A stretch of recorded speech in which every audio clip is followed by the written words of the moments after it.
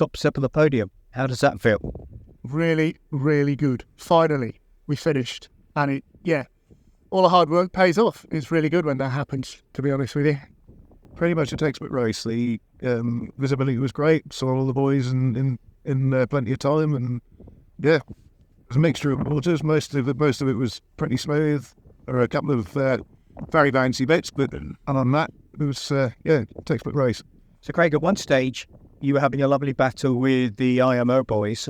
Tell me about that. Well, it's quite nice when you're, having a battle and playing with people, but they're in a class above us. So at the end of the day, I really like to get a good start, get a little bit of leeway in case anything goes wrong, and then back off. And I thought, well, hang on a minute, we're in the front. They're in a completely different class to me.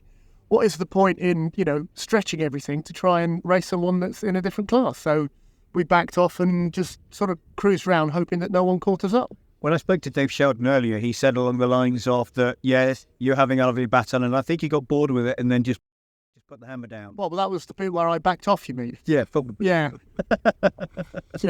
Yeah.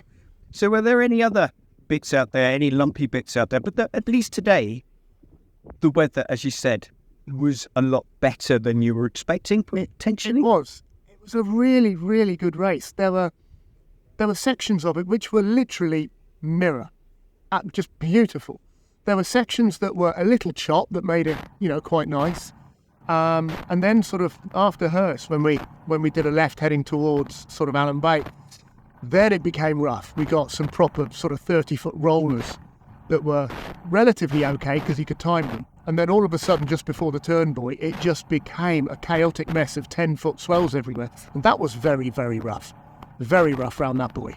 Hopefully your attention was just on the water. It wasn't necessarily looking at the gauges, at the oil pressure. I was doing that. That was his job. No, when it gets like that, it can even get to a point where I don't hear anything he says. I knew there was a buoy. I knew I had to go left round it. And I was just full on concentrating because it was quite hard work. But you're so looking forward to 2024 now. Absolutely. Yeah. We're tasting what it's like on the top of the podium, and we kind of want more of it.